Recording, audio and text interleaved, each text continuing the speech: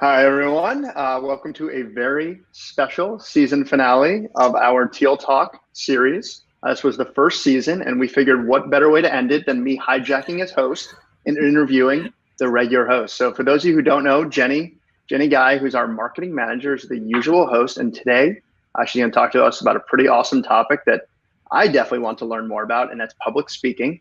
Some of us are not so great at that. So Jenny, in addition to all the amazing stuff you do here, for those of you who don't know, Jenny goes around and speaks at conferences and is constantly rated one of the best speakers at these conferences. If you haven't had a chance to hear her, she's absolutely wonderful. Please do. And now that I've talked her up, Jenny, why don't you give us a little intro into how you got into public speaking?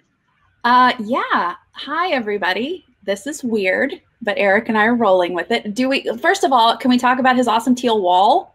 It is so awesome. We love it. I was just going to subtly drop that in the back.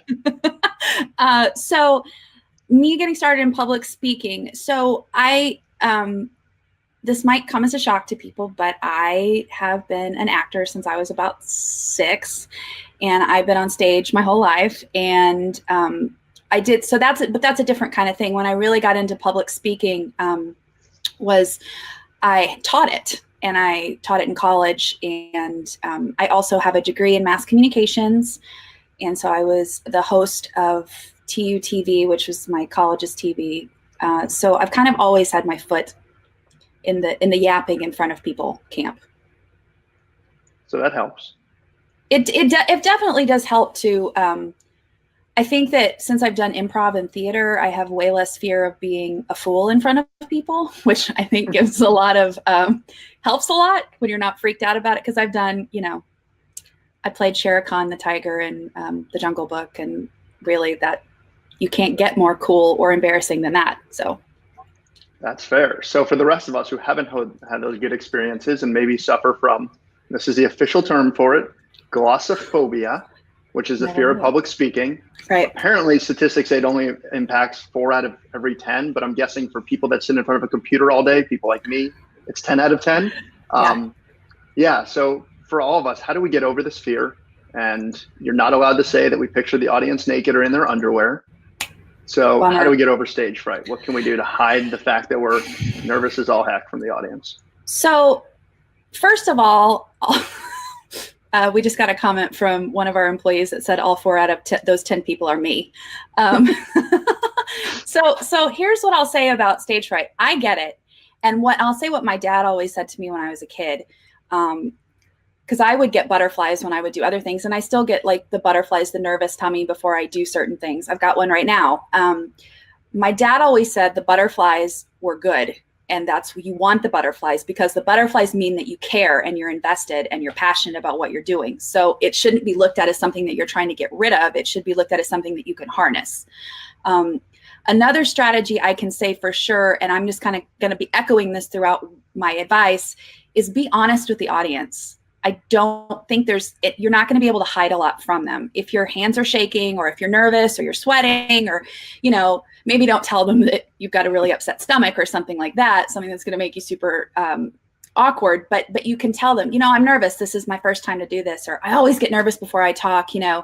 I think that preparedness is a great strategy against being super nervous.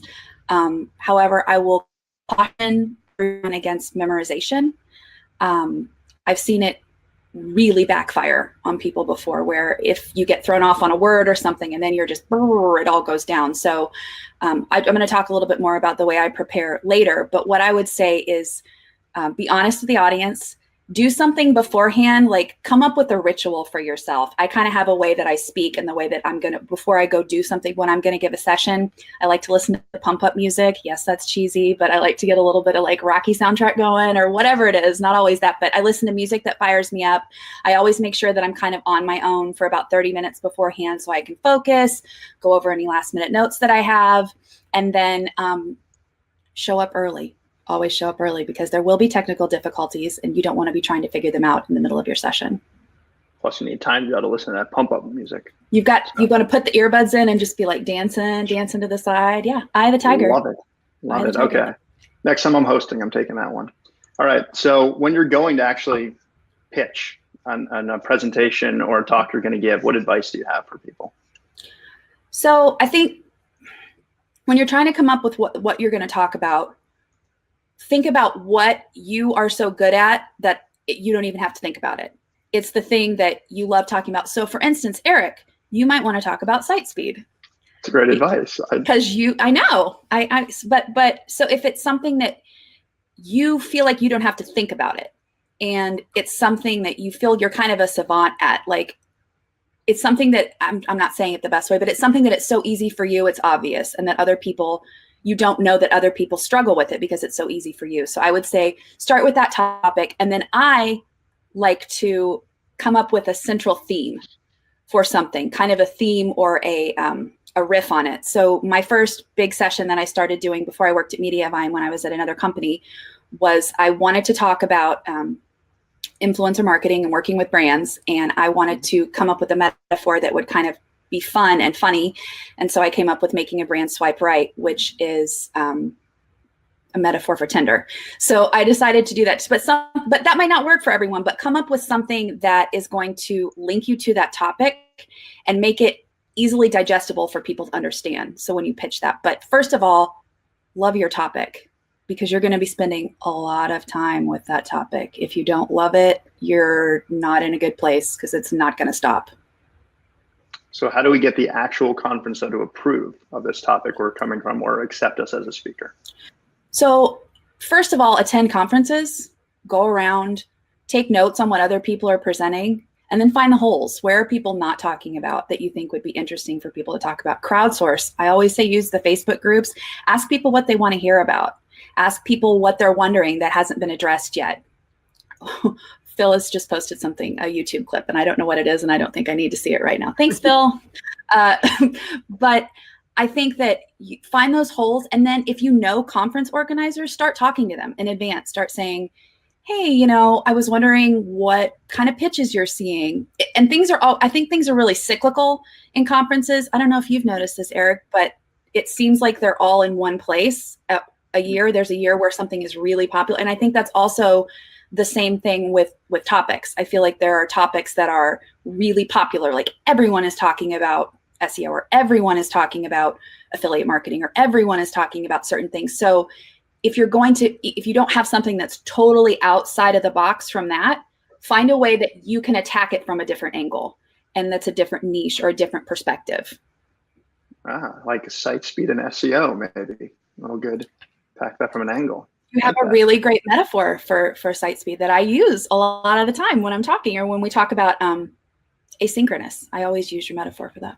Are we doing the highway one still? Yes. I love that one. I steal it, and people's eyes light up because when you say asynchronous, they just stare at you. Then you're like, Liz, it's like a highway. It's like a highway. And then they get excited. People love traffic. I agree. They do. It's a popular thing. Okay. So earlier you mentioned you shouldn't memorize your speech. So how about written notes? Are those okay? Like how do we remind ourselves and make it seamless in front of the audience? So I saw I was doing a speech, I think it was in 4th grade, for I think it was student council president. I can't remember, but some woman had her notes on, I think it was her hands, and she got sweaty, and it was bad. So what I do is I usually have side by side. So now if you're doing a really nifty presentation where you can do the notes section, like when we presented at Google, we had the screen that was at the bottom. If you can do that and you can ask ahead to get your speaker notes projected somewhere, that's always let's time out. Here's an important thing to do when you're speaking. Get the details of where you are speaking, especially if you're nervous. Don't walk into a room blind. I have spoken at conferences where you couldn't see the screen at all. I've spoken at conferences where you thought you would have notes and you didn't. So what I do is I take every one of my slides and do talking points on them, like a side-by-side copy of everything. And then I kind of read through them, and it's bare bones. I never write out exactly what I'm going to say. I always write out, like I said, 3 key points that I really want to hit, or this analogy, or this story on this slide. And then when I go through it, when I practice, I'll have it with me, and I'll just make sure that I'm going through with each slide and hitting those key points. But again, don't try to plan it out so perfectly. I know some people time down to the minute, and I just don't. You'll start when you do it more, you'll start to get a feel of, I know what 30 minutes feels like when I've been talking. I know what 45 minutes feels like when I've been talking. And also usually make sure that you have someone in the room. If you don't have someone in the room that can give you usually they have people put their signs up that say 10 minutes, 5 minutes. But if they don't, plant someone in the room, get a buddy, truly plant someone in the room, get a buddy, have someone sitting there off to the side to where they can signal you. Or if you're starting to, so can I tell a story about Eric speaking at FinCon? That's not fair. I only had 5 minutes. I had to time that down to the minute. No, but you did. That's not what I was going to say. You did great at that. But what I'm saying is that sometimes it can be extremely helpful. And I meant to say this during the glossophobia section, which I've never used in a sentence before, that if you're really nervous, plant some people in the crowd, get your friends to be in there and get them to be in your sight line where you can see them. Because if you're looking out into a sea of people and all you see are strange faces, it can be really overwhelming. But sometimes if you just have one person that you know is honest with you, can make eye contact with you while you're speaking, can smile at you, can encourage you, it can make all the difference in the world. Can that person always be Brad Hagman, our director of fun? Is that someone we can plant just everywhere? Yeah, I think if we can clone Brad, we can start working on him being a room monitor at every conference for every event. Perfect. Sold. No one calms a man down more than the director of fun. Just saying. He is a very, I will say he's a very calming influence on people around. Yeah, definitely. I know I used that one when I spoke at EFC last year. I had Brad there. That was my rock. So yep. I made everybody move at FinCon.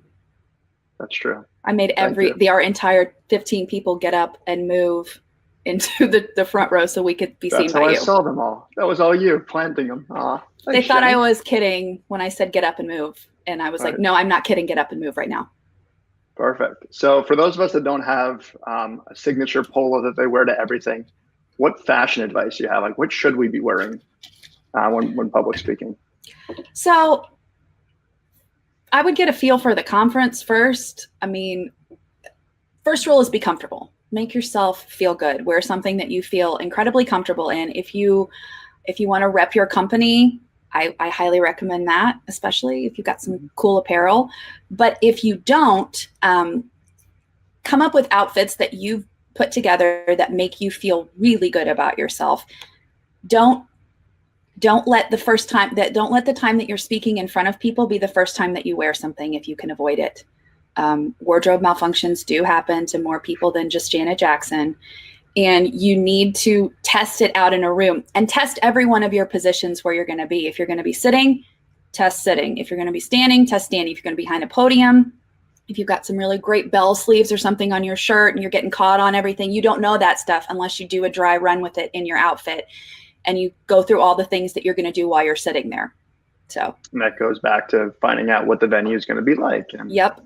All right. Yep. Perfect. And if you don't know who to ask that, you can always ask the event organizer. Just get in contact with them. And I always do like a trial run of the room. I like to walk through, like if you can get there the day before or the night before or whatever, walk through the room, take a look, see where people are sitting, see if there's a water place close by, see if there's a bathroom close by, try to foresee some of the potential problems and make friends with the AV guy. Do that immediately. I'm not kidding. Just good life advice. Make friends with the guy who's responsible for making you look good. I agree. That's right. That's right. So, always say hi, learn their name. Don't be pissed at them if the room is too hot. Eric Hochberger. It was all the AV guy's fault. So we're getting some fun comments from the group, and I'm realizing I'm supposed to be, as the host, addressing these. Oh, used to you, Jenny. Sorry. Sorry. We got Heather, our own Heather, taking some notes. Thanking you, Jenny. Oh, that's nice. Hi, Debbie, Heather. Debbie McKee. I'm terrible at last names. I just want to let everyone know I will mispronounce some of them. I do not have Jenny skills. Oh, she's going to test you being awesome live. So she's seen you. That's sweet. Thanks, Debbie. And our own Trista is mocking my teal wall. I actually don't remember if this was Sherwin-Williams or what's the other one? Benjamin Moore. It was one of the two of them, and I had dropped off a business card to have them match it. There is no Mediavine teal that you can walk into a store right now, and they do not Pantone match at any of these places. Apparently, that does not work for paint. I know. It's really close, though. It's close to it. It's close, right? Yeah, it definitely is close. I mean, I was very surprised when I saw it. I didn't know that they made a color that was that close.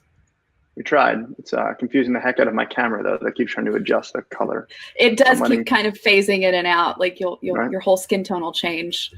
It's fine. So we went into this a little bit before, but preparing for a talk. Obviously, besides the pump up music, can you kind of give us like step by steps, like what can we do to prepare before a talk? So I would start from the beginning with get a good night's sleep the night before. Don't have a whole lot of drinks the night before. Go to your room, get some good sleep. It's just make sure that you're resting. I failed at this already. Got it.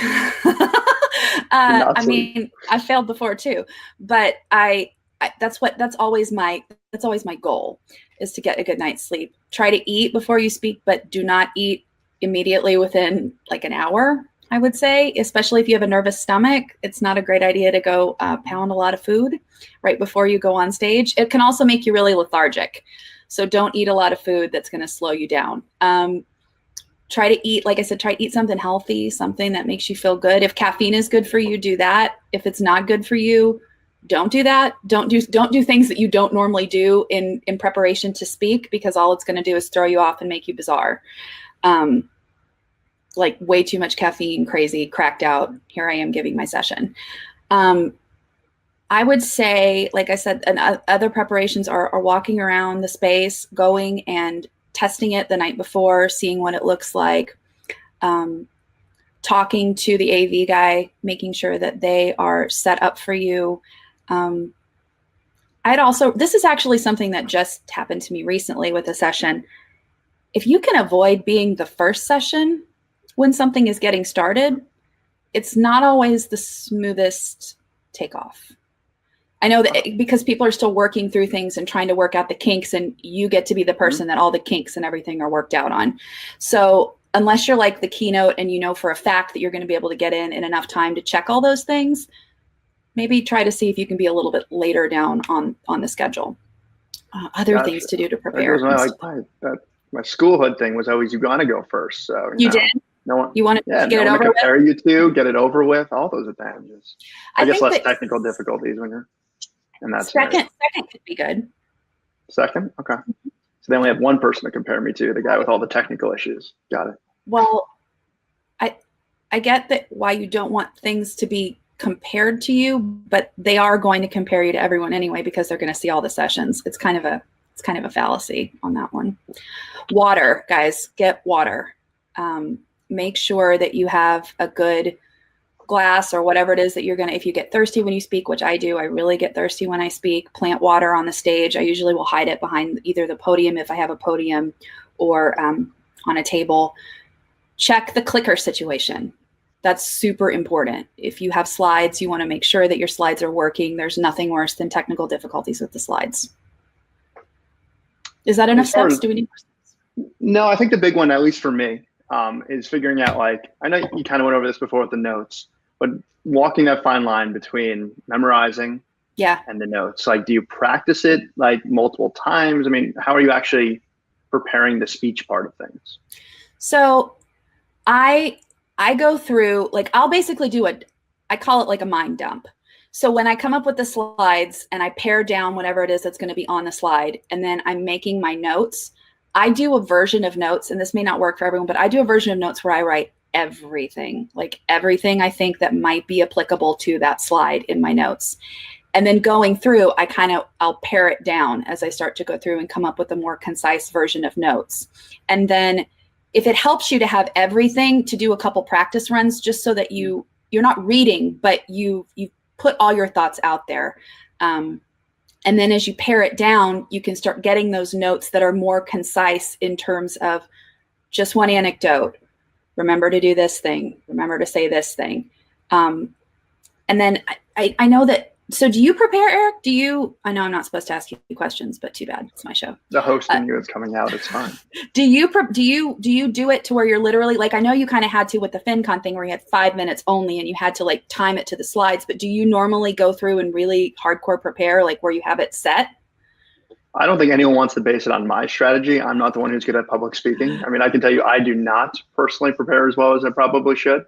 I do like maybe one or two at most dry runs of the thing. And then when I end up speaking, it sounds nothing like my 1 to 2 dry runs. It doesn't? So you totally alter it? No? So are you coming up with totally new content in the moment, or are you a lot of that? Yeah. Susanna makes all my graphics. I'll admit it right now. All of my slides for me. She makes mine too. Yeah. She's really good at it. And I am not. And then, awesome. I just have to go from gift to gift. That's kind of how I do it. Figure it out from there. I always do a topic I'm comfortable on. I follow that advice of yours.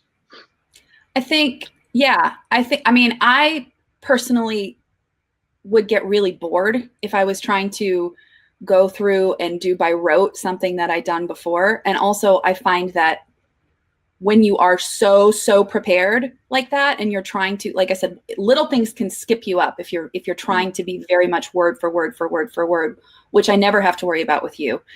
2, you're not taking in the audience. You're not interacting with the audience and looking them in the eyes and seeing what's working and what's not. If you have 2 or 3 things, if people are really responding to one of my slides, I can spend a little bit more time on that. If people are reacting and you look around and you see them taking notes and you see them engaged. If I'm so set on how it's got to be, it's difficult. And something always goes wrong and someone always throws something in or interrupts you, or so it's hard to be so set. So the best preparing advice is don't over prepare on the actual talk itself. I think being as comfortable as you can be, being really familiar with the basic outline of what you want to talk about for each slide. I know that sometimes you can kind of, if you aren't familiar with it, you can do the thing where you give away 3 slides down the line, because you just get carried away on one slide and you're talking and you're talking, and then you start clicking. You're like, and I talked about that, click, and I talked about that, and click. So I think having a good, I would say, beginning and ending. I know that when this slide pops up, I definitely want to start with this anecdote or this highway metaphor. And then to close it out, I definitely want to say this action item or this anecdote or story. And then whatever kind of comes in between, you can free flow a little bit more. Perfect. All right. So inevitably, we all do make mistakes, though, up on stage. All the time. I know. Yeah. Sometimes we forget someone's name, maybe when we're going over all the company people. It happens. So how would you recommend handling kind of those mistakes? Like, how do you recover? So I am a big proponent of honesty is the best policy with that stuff. People are going to know that you've screwed up. I've seen people mess up, then try to cover it and not do anything about it. And then you know that people in the audience know you've messed up. And then it just gets bigger and bigger and compounds as you go on, becoming more and more of a thing in your mind as you don't address it. So I'm always bull by the horns, guys. I just totally boned that up. It's fun. I was speaking this a couple of weeks ago in Portland. I was speaking with one of my really good friends, Jamie Lieberman, and the stage, I don't know what was wrong with it, but it was literally going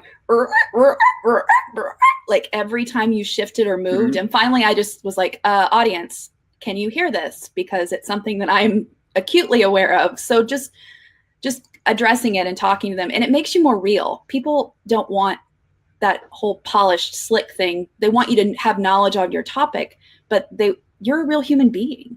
You're going to make mistakes, and it's going to make you more identifiable to the audience the more honest you are about that. Okay. So kind of like if you have a fear and owning that, you just want to own your mistakes as well. So be human. That's advice I need to learn how to follow. Well, when you're talking about site speed and you're talking about robots and computer speed and everything, it's hard to be human. You're so focused on. It's the topics, not me. That's what it is. I'm so relatable. Got it. You are just an everyman, just an every person. I know. Just a regular human. Regular Joe. Regular Joe. So if I think you mentioned this before, but sometimes we'll get questions in the middle of our talk. What do you do when people do that? Like I don't want to call them hecklers, but someone who interrupts you, and heckler is not the right word, but someone interrupts you with a question in the middle of your talk. Do you respond then? Do you ask them to hold questions? How do you handle that? So it's That's always super cute when you're on a train of thought and you just are like, no, you go ahead. I think, so there's multiple different ways to handle it. It depends on how it's going and how I feel like if the audience is a real kind of animated audience and people are giving and taking and saying things and, oh yeah, I love that. Or sometimes I'll and take a question. If it's something where I'm presenting with someone else and we have kind of a flow going of how we're doing it, I'll say, can we just hold questions to the end? If they don't have a mic, sometimes you can just go right on over the top of it and keep moving. Well, sometimes you don't want to stop your flow and you just say, can we hold questions to the end? It always depends on the circumstances, but it helps a lot if you have a flow and you're very set and you want to make sure you cover what you cover. Just say at the very beginning, hey folks, if we can hold all questions to the end, I'm going to make sure I leave plenty of time for them. I want to hear from you guys, but if you'll just let me get through my material, we'll talk about everything at the end. I think that's just a good disclaimer to make at the top of any session that you're giving.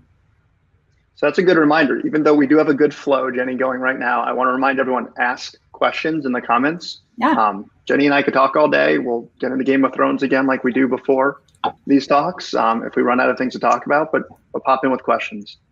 Absolutely. Yeah, please. Here we actually like being interrupted because it's all typing, so we can. That's what it's for. We're Exactly. here to answer questions. We want you to ask questions. Please. Ask away. Not interrupting, but going back to my regularly scheduled questions for you. Okay. So we talked about some of the technical difficulties, and obviously you do what you can to prepare for them. Obviously, make best friends with the AV guy, all the other advice you gave. But like when that clicker doesn't work or the slides aren't showing up, how do you how do you handle that kind of stuff when it's not working? God, it's tough. It's really, really tough when you have your slides set to go and it's not working or the clicker isn't working. Or again, that is where that plant in the room is always really helpful. You can kind of keep talking, but while you're doing that, say, hey, Eric, would you maybe go run and find Joe Bob, the AV guy, our friendly AV guy, so he can come in and help us and we don't have to stop, come to a screeching halt in the middle of a presentation. Like, for instance, if you lose your mic batteries, like a friend of mine did the other day while she was talking and her mic went dead. And I was in the room and I just went out and found Joe Bob and he came in and replaced the batteries. It all depends on what the bad thing is. I'll give the lawyer answer. It depends. Like the thing that goes wrong, if it is like your entire presentation slides, that's something you may have to hold on. If it's something minor, like the clicker isn't working. Oh, I just went away. Can you see me, Eric? I can still see you. You're still here. Okay, that's good. If it's something minor, like, I don't know, like I said, the clicker isn't working. See if there's a way that you can get your laptop. Oh, that's a good tip. Bring your laptop to your session. Always bring it. You never know when there's going to be technical difficulties. It doesn't matter if you sent your presentation in advance to the person. Also, if you can, because a lot of places will have you upload your presentation in advance and not bring it live, but have it in a larger slide deck for everyone else. If you can check it, because I didn't check mine one time and it was not what I wanted. I started clicking and I'm like, nope, that is not the thing that I had planned on. But I would say, I don't know, I would say that the best you can do is prepare as much as you can and then just kind of embrace it, because live things happen live. There's no question.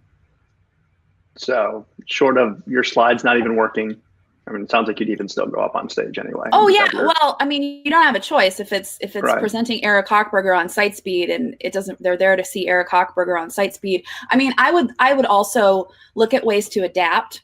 For instance, like if my slides weren't working and it's a big room, I would have my laptop and open it up and say, look, everyone, here is my slide. And I would hold it up to where people that were close could see. Around. Yeah. Get closer. I also recommend that you just have people get closer anyway. That's kind of a good practice just when you start. If people are sitting way far in the back, just say, come on up, move closer. let's see the whites of each other's eyes and really look at each other. But yeah, you can adapt. Hold your computer up. If I have a more intimate group and it's a lot smaller than I thought it was going to be, sometimes I'll get off the stage and just present on my laptop and be close to them. It's like, let's set up a circle of chairs. Don't feel bound by the constrictions or the restrictions that you think are there. It's your presentation. Do the thing that you think is going to be best and serve the audience the best. I like that. So I'm a famous mover of tables in restaurants, so now I can also move chairs inside of a presentation. Yes, 100%. Right. I have Jenny's permission. All right. So how do you let your kind of personality shine through, and especially if you have boring technical topics like me? Well, I think you said it already. You've already given the answer to this when you said gifts. Have Susanna give you very good gift material. Very good gifts. I think a lot of that can be finding a different, like when we talked about finding kind of a different take or a different tilt on that topic, finding a way to link a theme to it will help you kind of break out of. So if you're talking about, like sight speed, maybe you want to do all metaphors about people that are terrible in traffic and people or like driving in a big city or something like that, to where you can kind of connect the points and make them line up together. And it'll have something that'll allow you to show a little personality, that'll allow you to do more than just show stock images of whatever, of the person going, oh, which we all know stock images are terrible. Susanna finds great ones, and I'm not knocking that. She does amazing, but those are kind of boring. I also think if you're not necessarily comfortable with humor, like that's not your thing, and that's totally cool. A lot of people aren't. What are you comfortable with? Can you show your family? Can you show a picture of you playing with your dog? Can you talk about your hobbies? Can you relate something to a favorite TV show, like for instance, Game of Thrones? Could you do that? If there's a way to do that, it humanizes you, and if you're talking about something that you genuinely enjoy and that makes you happy, it will show through to your audience and they'll be able to relate to you a lot better. Okay, I figured out my next sight speed metaphor. It's going to be something to deal with dragons. We're going to figure this out. Dragons. I'm totally, the father of 3 dragons is better than 1 asynchronous. I don't know. Or I guess 1 is, well, all right. We'll talk about that later. Can't give spoilers. We'll keep working on that. No, I know. Okay. I would feel terrible about that. Not here to do that. All right. So if you're still a little bit nervous about public speaking, like what's a good way to like start off small and dip your toe in this? So I would say Facebook Live is a great way to start dipping your toe into being live. It's live without feeling the pressure of having a bunch of people staring at you in a room. I also think look for things like lunch and learns, things that are local in your town. So there's a little bit less pressure to go and perform to a huge group of your colleagues. You can kind of do a small trial run. Start with shorter increments. An hour can feel like an eternity if you're trying to do it for the first time. But if you go give a 15-minute presentation, give a 5-minute presentation. Look at your 5-minute one was more stressful. I'm going to tell you. That was very stressful. Yeah. That was trial by fire. But if it's just 5 minutes talking about something. Or another great suggestion is if you're interested in public speaking, but you have someone that you work with closely, you can bring them in to speak with you and kind of do a dual thing, or have them interview you, like I'm having Eric do right now.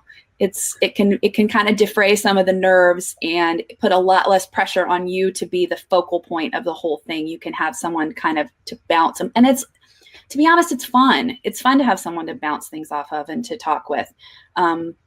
Be careful in who you choose to do that with. Sometimes it can backfire, but if it's someone that you have a good relationship with and a good rapport with, and they make you feel comfortable and easy, and maybe they're a more skilled public speaker than you or more experienced, just, not that they're more skilled, you'll get there. But if they're right now more experienced, bring them on, do a little thing together, ask for a speaking partner. All right, we're going to go back to the speaking partner thing in a second, because I'm super intrigued. But first, since you mentioned Facebook Lives, they're a little similar. Like, how do you prepare though for a Facebook Live compared to, let's say, a regular talk? So Facebook Live is very different, because unless you are working with someone who you know extremely well and who you've gone through and done the points, like if you're doing an interview style thing like what we're doing, you don't really know what's going to happen, and you don't have everything timed out. You don't know how long things are going to take. So I always, with things like interviews and Facebook Lives, I prepare a lot of material. Like I make sure that we've stacked the deck to have lots of things to talk about. If you start to run out, if the guest does, you never know when you might have someone on that just, you ask them a question, they go, "Yep." Mm. And then just stare at you. I wasn't worried about that with Jenny, just saying. So. Yeah. I mean, we knew that wouldn't happen with me because I just stacked the deck with my interviewing. I know. You did. But I think test things out technically ad nauseum. We all love the system. But things go wrong constantly. And I think that talking with your guest beforehand, or anyone who you're going to be talking with if they're not your guest, if they're your friend or you're presenting together, do more than just email. Really get on the phone and actually have a conversation with them if you can, especially if you don't know them or you're unsure. The more uncertainty that you can take out of things, the better. And that comes with actually talking with someone and having a conversation about what you're going to present about.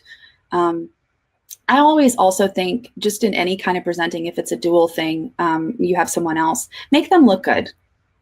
Like you really can't do better than just making somebody else look really, really good at what they're doing and talking about what makes them a rock star, why they're there, why you have them on the show, complimenting what they do. It make your guests look good. You'll look good, I think is the best advice I can give. And over prepare, over stuff, more material than you think you're going to need. Because have you ever taught a class, Eric, like other than a presentation, have you ever taught before?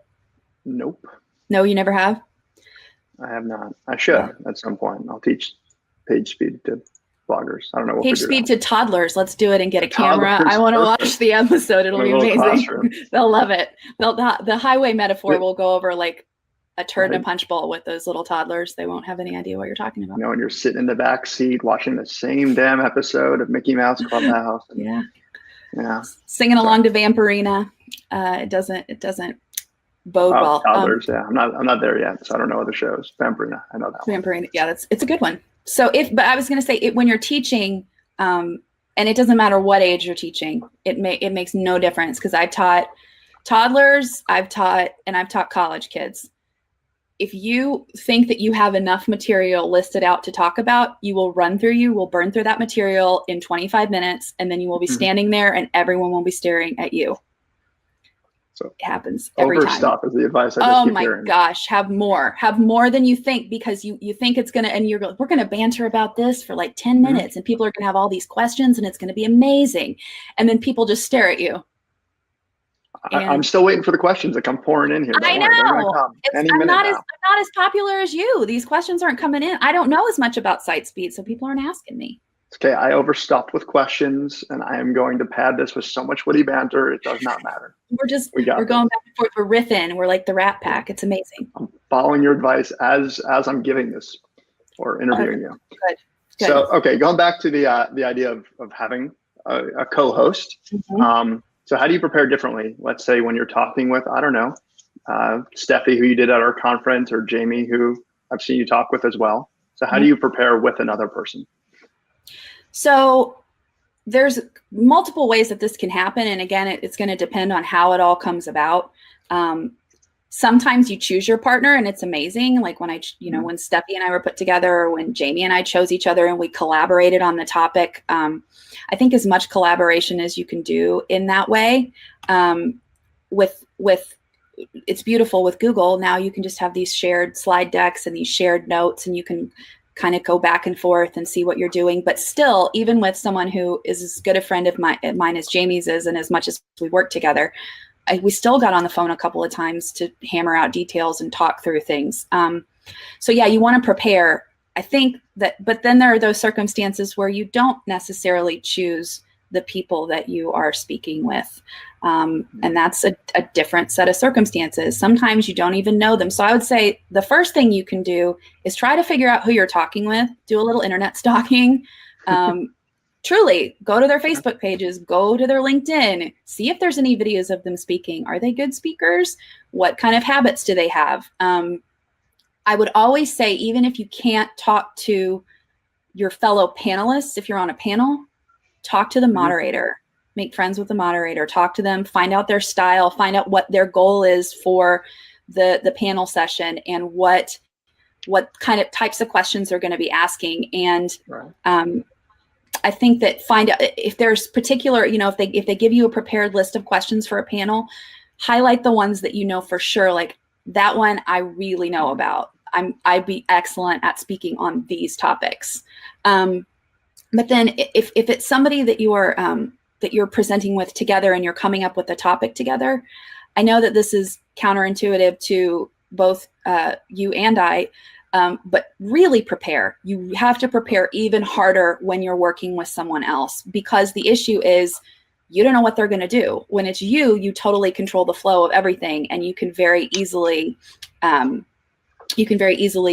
change things and alter them around. And if you skip something, nobody is going to know. But if you skip your partner's slide or you talk over them through something, there's going to be trouble. So start earlier working on your material, start earlier practicing together, do those trial runs, figure out how long they're going to talk, and work on your listening face. And that sounds really stupid, but I'm not kidding. I'm not kidding. When you're on Facebook Live and you don't realize the face you make when you're listening to someone until you're on a Facebook Live or you see a video of yourself talking and you're like,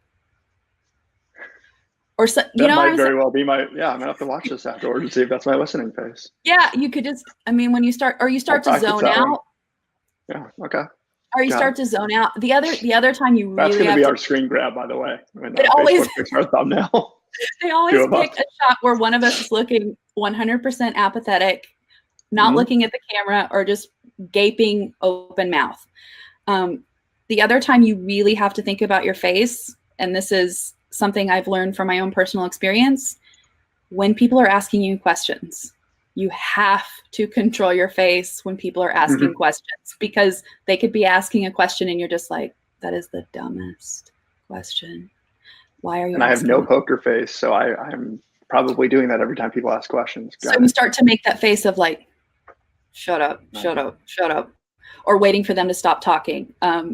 But this sounds dumb, but practice, and think about it. I know it's easy to not think about it, but think about having an active, engaged face, even when you're not talking, especially when your partner is talking. It's not cool to look like you're bored out of your mind when your partner is speaking. Not fun. So easier on the confidence level to have a co-host or be in a panel, but it sounds like it's actually more work. You have to prepare more for those kind of I think so too. And the other thing that you have to work on with your partner is it's so important to have a good flow and a good give and take with each other. And if it's somebody that you're not used to and you haven't talked a lot, it's very easy to either not talk and just kind of sit there and become a bystander, or over talk and not give the other person a chance to share their expertise. So talk to your partner about flow and give and take. And that's only going to happen if you're able to have those conversations in advance. Makes sense. So luckily the audience is helping a little bit. Yeah, we got Amber, my co-founder, throwing us a bone here. Don't knock the audience, Eric. You're breaking my rules, Eric. I never knock the audience. Okay, good. I love the audience. I would love the audience to continue to ask more questions. Please, guys. This is my listening face. I want to hear your questions. No, but seriously, Jenny, this is from Amber. How do you pick the events that you apply to speak at? Well, hello, Amber. Thanks so much for tuning in today. I'm shocked that you're here and asking questions. That's amazing. How do I pick the events that I am going to speak in? Well, I start out usually creating a spreadsheet at the beginning of the year. I do research about which conferences are active, and I make lists of ones that I've spoken at before, ones that are in my wheelhouse. And then I also target ones that I'm interested in. Like if, for instance, the CEO of your company says, I really want us to look at getting more financial bloggers, that means I'm going to start looking at conferences. So start looking at your goals, because speaking can really help you accomplish a lot of those. Just do a lot of research, ask around. I would make a spreadsheet with all the due dates for applications for everything, with links and everything, so you won't miss and nothing sneaks up on you. If you use Asana, set yourself due dates on those with those speaking applications. And then when you're pitching sessions, I have a pitch doc that I keep, an active running pitch doc with all of my different short descriptions on there, because some applications will ask for, I want 300 words that would go in a program to describe it. Now I want the longer description. I want 250 words. So I have different adaptable and different versions of my bio, long pitch description for the session, short pitch description, different links and all that stuff. I keep a running document so that you're not reinventing the wheel every time you try to apply. And if you'll notice, a lot of that stuff comes around at the same time. So if you're pitching at a certain time, just have all your stuff put together and go out there and just do it. Also, again, if you're working with a partner, collaborate with your partner on the pitch. Don't just pitch and then have them come in halfway through and go, what are we talking about?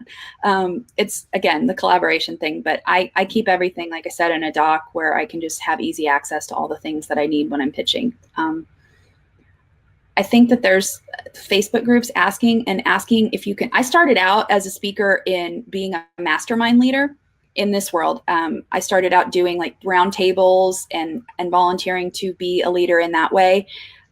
Which kind of naturally evolved into speaking a lot more, but it was a nice kind of segue into being a full-fledged speaker, was being a small group leader and then maybe doing a panel or two and then things like that. And if you know people that are speaking a lot, talk to them, ask them for advice. Where are they speaking? What are the best places to speak? What kind of audiences are you wanting to reach? Who would be interested in hearing the topics that you are comfortable speaking in? Ask yourself questions like that. Nice. Good question, Amber. Good question. And we got another good one that came from the audience. This one's from Rose, and Karen Gibson doubled up on this one. Awesome. Do you have any tips for dealing with imposter syndrome when you basically lack confidence in yourself, especially when there's so many amazing other presenters at a conference with you? Yeah, that's really, really tough. And I think that imposter syndrome is so pervasive and it's everywhere. And I think I've talked to a lot of website owners and content creators that have it to where they feel like they can't go pitch brands because this person has more traffic or this person has better content. So I would say before you even walk in the door, come up with a list of 3 things that you own about your presentation. No matter what anyone else does, you own it, you control it. I have this new outfit from the loft and I love it and I feel amazing in it and I practice in it and I look incredible in it. 1, 2, I know for a fact that my presentation gives this many action items that the people are going to be able to walk away and immediately implement as they walk away from their website. So no matter what, they can sit down and start working on it. 3, I have a great co-host, whatever it is, but come up with 3 things that you definitely own no matter what. And it's not going to get impacted or swayed no matter what other people do. Because you can't control what other people are going to do. You can only control your own presentation. And if you're just getting started, ask for feedback and ask for honest feedback. If you really want to be serious about speaking and you really want to get better and excel at it, ask people how it went and be really looking for more than just, you were great. If you really want to get better and you really want to learn lessons and you want people to, when you put that person that you planted in the audience and have them take a couple notes on sections that seemed a little bit iffy, seemed a little bit not quite as polished as they could have been, or you have a different story, and get feedback and get better. So get a plan that can also be honest and critical of you. Yeah. There's a lot of requirements of this plan we're putting out there. I know. Well, it's only going to be Brad from now on. You've already I said. don't know. Brad's never critical of anyone. He's the nicest guy in the world. I'll have to talk to him. Well, we'll talk to him and I'll talk to him about how to give feedback to you. Aren't I there to give you feedback on your presentation though? Isn't that true. My role? Yeah. So I have 2 plans. I got Director of Fun and Jenny. Perfect. That was actually the lamest introduction of myself ever. We have Director of Fun and Jenny. Eric, you have one name. You're like the Cher of public speaking. That's what I'm going with here. Oh, okay. Good cover. I liked that. That was good. You bailed out of that nicely. Woo! Wait, I can call you our market manager if you prefer. It's up to you. I go by market manager. And that old Jenny guy had a farm. Yeah. Manager. So we're telling all these bloggers to obviously they should be doing public speaking, but why? Like, what is it in for a blogger to be doing public speaking? Obviously, it makes sense why Mediavine would want to, but why should an individual blogger want to speak? So first, I've gotten to a place where I don't even like to go to conferences really if I'm not speaking. because it is such an impactful way to connect with as many people as in a large period of time. Anyone who's been to a conference knows for a fact that it is overwhelming. There's zillions of people. You can never talk to everyone. You can never gather all the business cards. You never are sure that you're going to connect with all the people that you need. And speaking is a way to just kind of amp up that investment that you're making, because going to a conference is a big investment. And if you're going to invest in it, have the biggest impact that you can. The other thing I would say is that we also all know that we're trying to establish ourselves as experts, and that's how we find success as website owners.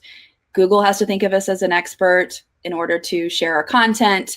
Our colleagues need to think of us, our audiences need to think of us as an expert. So it's really a way to expand your influence and your expertise and to become even more of a standout in your field if you're able to articulately teach people and help them to become expert in what you're an expert in. That's awesome for SEO advice. Yeah. Public speaking. Most people probably wouldn't make that connection. So, all right. I can't believe this, but we're actually only have 10 minutes left. So I want to kind of start to wrap things up. If anyone else has more questions, please ask them now. Oh, we got Brad Hagman, our own director of fun, has in fact shown up. Hi, Brad. But yeah, Kimberly Gothier. I'm again terrible at last names.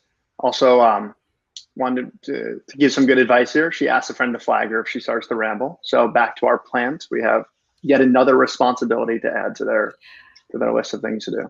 I think that, yeah, again, we're talking about somebody that has honest feedback for you and can come up with a baseball signal or of a cut it off a little bit if you're starting to tell a story. You gotta be blunt. Exactly. Yeah. If they're starting to, if you're starting to ramble a little bit, you need someone to kind of to rein you back in. Make sure that it's not something that's going to either cause you to laugh hysterically, which I've seen some people's subtle signaling of things that would cause me to laugh hysterically. And two, that's not going to throw you off track to the point where you're completely gone and out in planet space and never coming back. But that's really good advice. I'm a huge fan of the plant. As many plants as you can get. And guys, if you're speaking at a conference, don't be embarrassed to go out there and tell people to come see your session. Give a little self-promotion. You don't want to be if you've worked that hard to put together this session and you've practiced and you've got slides and you've got your notes and you've flown yourself to the conference, say, hey, I don't know if you're interested, anyone you talk to, but I'm going to be speaking on site speed and I've got a killer metaphor about highways. And I really think that if you come, you're going to learn a lot and your life will be changed. So you don't just have 8 people that you're moving the chairs closer. You want like 10 to come listen to page speed. Yes. Or what you can actually do is Eric's philosophy is to go out in the hallway and just yell really loud right before a session. That I offer free puppies to people. He did offer free puppies. I don't know that I would encourage that to be a necessary, unless you have puppies. You never want to lie to people, the audience. Promise puppies and then no puppies. You got to deliver on your promises, Eric. Luckily, my wife basically is on the board of a rescue and has so many puppies to go around. It'll be fine. You can give puppies mostly for 12-year-old puppies. Yeah, exactly. You're the Oprah of puppies. You get a puppy. You get a puppy. For everyone. Everyone gets a Shih Tzu. That's how it works here. I want to thank Kimberly for actually telling me how to pronounce her last name. Go-T-A. Go-T-A. Yeah. So in the future, I think everyone should actually just say how to pronounce their last name. Phonetically spell something out. Yes. Perfect. Because now we have another, go on. We have more? More? Oh, we have more. We have more questions coming. They don't want me to wrap things up. Kimberly has some more advice for us. If you're looking for, if you have a WordCamp in your city, they're great places to speak because they lack blogger voices, which is very true. And they're local, so they're going to be a little smaller. So look out for WordCamps in your area. Carly Bittner has a for real question. How do you pronounce niche? Is niche the correct? N-I-C-H-E? Yeah. So you can say niche or you can say niche. I've heard it both ways. Vote in the comments. Okay. Is it niche or is it niche? I think I've said it both ways, and I'm totally with you, Carly. I will 100% throw out niche and niche within one conversation with one person just because I like to keep things spicy. Mix it up. So Carly's asking for her own session, so we're going to tell you to use both of them. Yeah. I'm going to. She's asking for her own session. Oh, she's going to say it. Yeah. I personally like niche. That would be my preference. Eric, you say niche. Well, now I'm going to start to sound fancier. I'm going with niche. So, Good. Anything that makes you feel fancy is always a good thing in my book. That's our recommendation. Go with both. Both. Another question from Rose. Awesome. Do you have tips on where to look? Eye contact is important, but you don't want to just stare at just one person, right? Like where do you stare? Do not do that. Do not stare at one person. That is creepy as heck. Don't choose a random person and just stare at them the whole time you're speaking. What if it's my plant? What if it's my director? That's what I was going to say. That's what I was going to say. So the plant is always there for your default. And they're always there for if you're starting to go, I don't know what to look at. These people are creeping me out. I'm staring into the lights. You can always look back to your plant and they'll have an encouraging look on their face, hopefully, because they're your friend. And no matter what, even if you're starting to feel they'll have a gentle smile like Brad Hagman does, and he'll just smile at you and you'll feel renewed.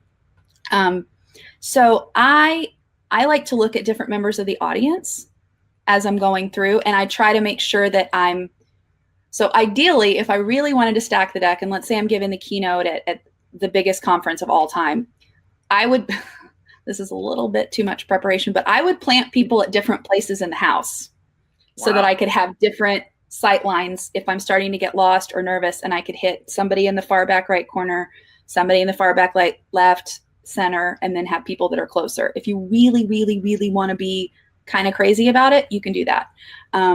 Other options are look for the friendly faces in the audience. Look for the people that are looking at you. A lot of people will be head down typing on their computer. Don't choose to focus on them, and also don't be upset that they're not necessarily paying attention to you or looking at your phone. And then I always will find a couple of inanimate objects that are on sightline. So it doesn't look like I'm staring or the floor, but I can find some that looks around the same eye level of the audience, and that if I'm starting to feel like I'm overwhelmed or people are making funny faces at me, or I'm getting confused that people are all staring at their computers and not looking at me, I can look at that chair. There's a mark on that chair. Find those distinguishing marks, which can help you, which you can do when you come in and on your pre-walkthrough of the space. You can design some sightline things to make it look like you're looking at people if you have a hard time looking at them in the eye. Okay, perfect. And you're saying about 4 to 5 like spots you'd want to ideally have? Yeah, I would pick some things that are in different places in the room. Like a default would be center, to where you have a good center gaze to where it looks like you're taking in the whole room. But I would find some difference. I'm pointing and I'm not even pointing on screen. People can't see. My fingers are just going right out of camera. So you just want to put some different sightline things, some different views for people to look at. And like I said, your plant. Probably if the plant is going to be your eye contact, the front row is probably not the best place for them. So you're not just staring at the front row. You want to have a broader gaze. Like what I always encourage people to do when they're speaking is broaden their gaze, kind of widen out into their peripheral vision and take a look at the whole room, take in the room.